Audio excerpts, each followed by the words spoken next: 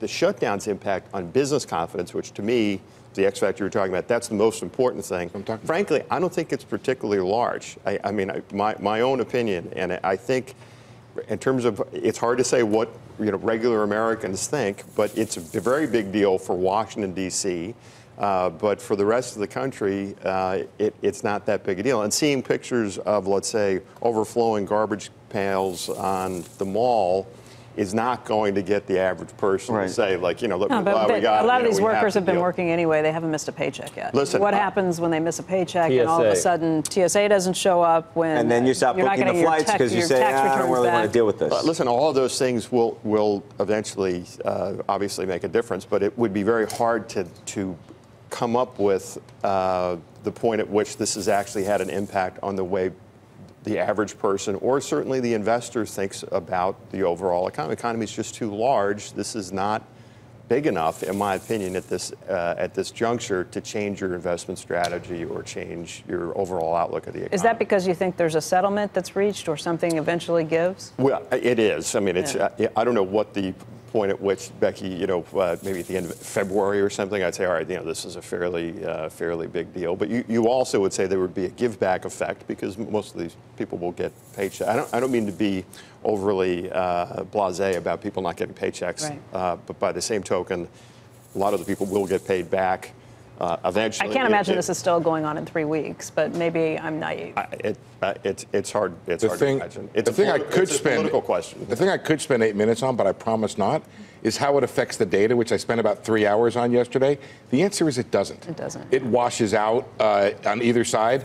And if you look back at the 2013, it didn't affect it. The only way it affects the data is we ain't getting it.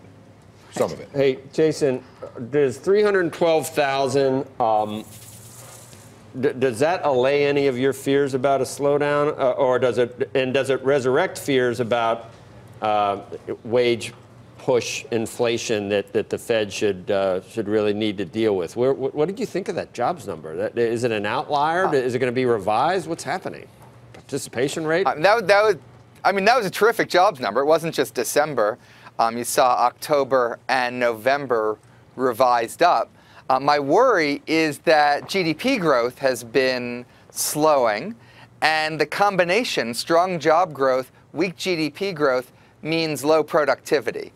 And that's been the biggest problem our economy's had for the last decade. It's the reason why most economists think our potential growth rate is something like 1.75%. And I think that's the growth rate we'll be heading towards in 2019, regardless of what we're doing on trade, regardless of the shutdown, regardless of whether or not the tax cut's working. If we can't get faster productivity growth, we're not going to be able to sustain faster economic growth. But Mr. Furman, wouldn't you say, though, that the new tax cut is something that's completely designed from a supply side perspective to get productivity, right? I mean, I think the policy mix that you had before largely incentivized financial engineering as opposed to CapEx, whereas this tax cut that was passed at the end of December, 2017, is completely designed to spur capital spending. And so far, the record is somewhat mixed, but there has been a meaningful pickup in CapEx spending, at least in the first 3 quarters of the year. Is that will that not increase productivity? Oh, that's certainly what the tax cuts were designed to do. I did an analysis with a colleague here, Robert Barrow. We found a very, very small effect that it would have on capital accumulation and productivity. But we'll see. And none of the growth we saw last year was, that was short run, that was Keynesian, that was demand. We're going to have to wait a couple of years to see if that productivity story pans out. I'm a bit skeptical, but we'll see.